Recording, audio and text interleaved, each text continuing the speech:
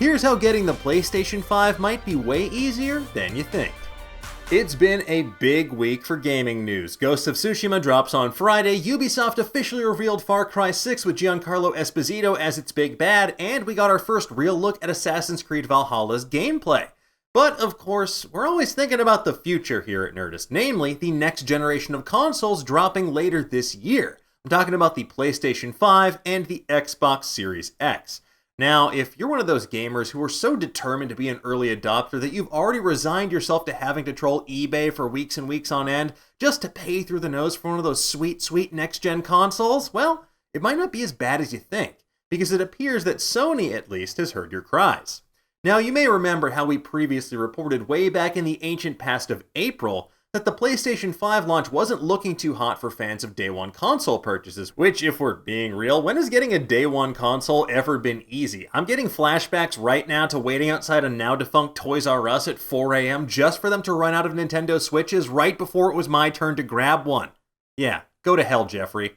Back in April, we told you about Bloomberg's report that Sony would be making only 5 to 6 million PS5 consoles by March 2021 due to parts availability. And that, in turn, would have led to many shelves without new consoles this holiday season, and then insane price markups by unethical online resellers.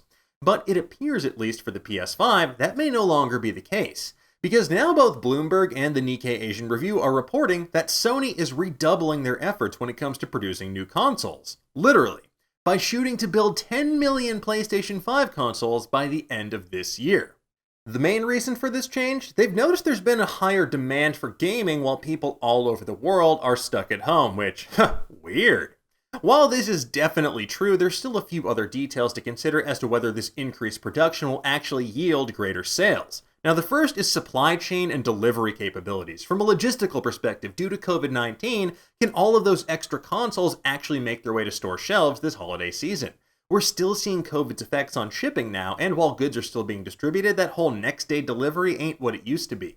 However, the bigger issue might be the price point. While we finally know what the PlayStation 5 will look like, there's going to be versions with and without an optical drive, we don't know how much either will cost. Rumors online peg it around $500, but they're just that, rumors. Plus, there's reports that next-gen games may jump in price from $60 to $70. Although how this possible price change could affect things like Xbox's smart delivery system remains to be seen. And let's be honest, with so many financial hardships this year, there may be significantly less people who can afford an expense like a brand new console right off the bat. At the end of the day, console availability will play a huge factor in how this generation's console war goes, but with so many other factors, like if Microsoft makes a similar move with the Xbox Series X, who knows how this will all play out. But honestly, wouldn't it be nice if getting a console at launch was easy for a change?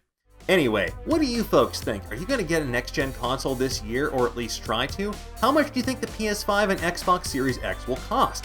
Let's discuss in the comments below, and for all the latest and greatest in the world of pop culture, be sure to head to Nerdist.com.